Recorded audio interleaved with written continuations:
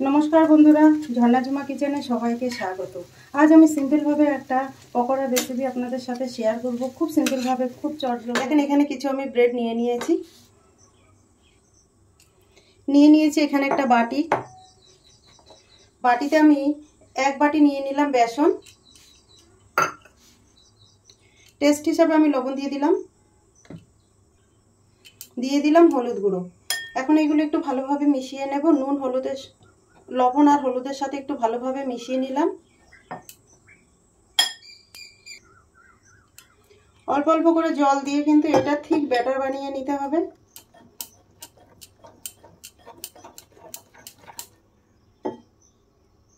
একবারে বেশি জল দিতে যাবেন না, তাহলে কিন্তু বেসনে চাকা বেঁধে যাবে।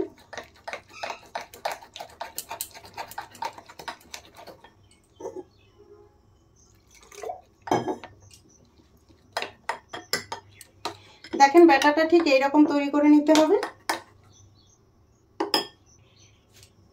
দিয়ে দিচ্ছি দেখেন বেকিং সোডা। আপনাদের কাছে যদি বেকিং সোডা না থাকে তাহলে বেকিং পাউডার দিলেও চলবে। তো আর একটু আমি এইভাবে ফেটিয়ে নেব। এবার আমি এটাকে 10 মিনিটের জন্য ঢেকে রেখে দেব।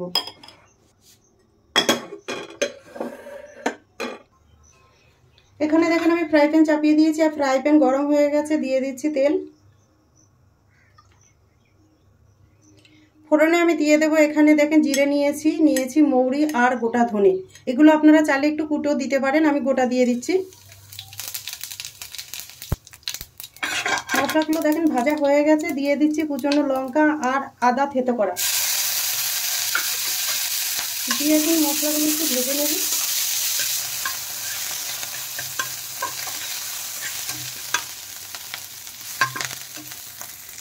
দেখেন মশলা কিন্তু ভাজা হয়ে গেছে। দিয়ে দিলাম হলুদ গুঁড়ো, টেস্ট হিসাবে লবণ, টেস্ট হিসাবে সামান্য চিনি দিয়ে দিলাম। চিনিটা চাইলে আপনারা স্কিপ করতে পারেন। এখন এই মশলাগুলো একটু হালকা ভেজে নেব। এখানে দেখেন আমি 3টে আলুকে সেদ্ধ করে খোসা ছাড়িয়ে নিয়েছি। এখন আলুগুলো দিয়ে দেব। এইভাবে ম্যাশ করে দিয়ে দিচ্ছি।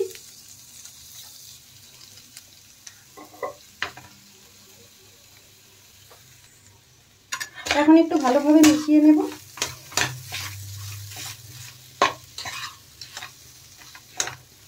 আপনারা চাইলে কিন্তু লঙ্কার গুঁড়োটা দিতে পারেন। আমি যেহেতু কাঁচা লঙ্কা একটু বেশি দিয়েছি সেই জন্য আমি লঙ্কার গুঁড়োটা দিলাম না। দিয়ে দিলাম কিছুটা ভেজে রাখা বাদাম আর দিয়ে দিলাম গরম মশলা গুঁড়ো। ভালোভাবে মিশিয়ে নেব। আর দেখেন আলু সবজিটা কিন্তু আমার তৈরি হয়ে গেছে। নামিয়ে নেব। এখানে চাইলে কিন্তু আপনারা ধনে পাতাটা দিতে পারেন। আলুর পুরটা আমি বাটিতে নামিয়ে নিলাম আর এটাকে আমি ঠান্ডা করে নেব।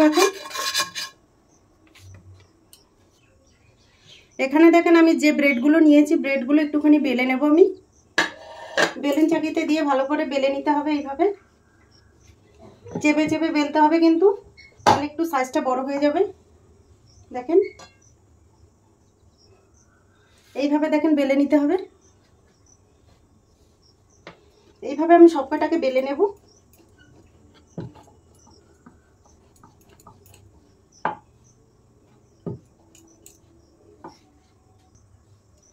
এর মধ্যে আমি আলু সবজিটা দিয়ে দেব। দেখেন এইভাবে দিয়ে কিন্তু ছড়িয়ে দিতে হবে পুরো প্লেটের উপরে। এইভাবে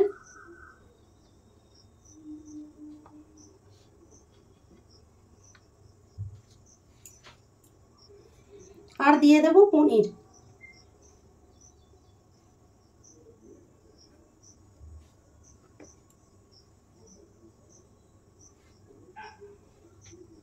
পনিরগুলো চাইলে কিন্তু আপনারা টুকরো টুকরো করেও দিতে পারেন।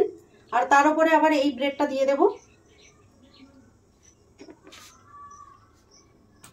এখন আমি এই ব্রেডটাকে কেটে নেব। 4 ভাগ করে নেব এইভাবে কেটে।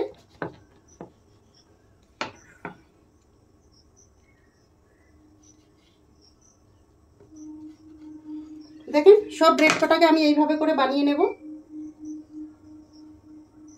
দেখেন সব কয়টা আমি এইভাবে পুর ভরে কেটে নিয়েছি। এখন এগুলো আমি ভেজে নেব। এখানে দেখেন তেল গরম হয়ে গেছে আর ব্যাটারটাও কিন্তু খুব ভালোভাবে সেট হয়ে গেছে দেখেন। এখন এর মধ্যে আমি ব্রেডগুলো ঢুকাবো এইভাবে, আর তেলে এইভাবে ছেড়ে দেব।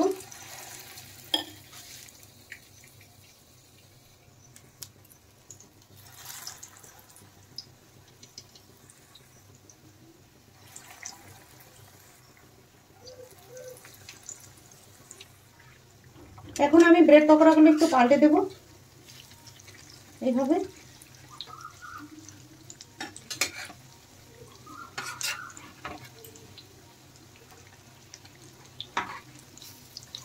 দেখেন কত সুন্দর ফুলো ফুলো তৈরি হয়েছে, আর কালারটাও কিন্তু খুব সুন্দর হয়েছে।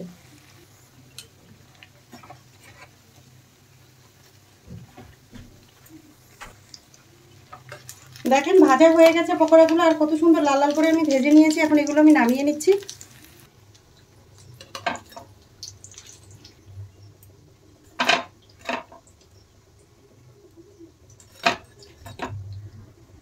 তৈরি হয়ে গেছে ব্রেড পকোড়া। এই রেসিপিটা যদি আপনাদের ভালো লাগে তাহলে আমার চ্যানেলটাকে সাবস্ক্রাইব করবেন, লাইক করবেন, কমেন্ট করবেন আর অবশ্যই শেয়ার করবেন। আর আমি যেইভাবে বানিয়েছি এই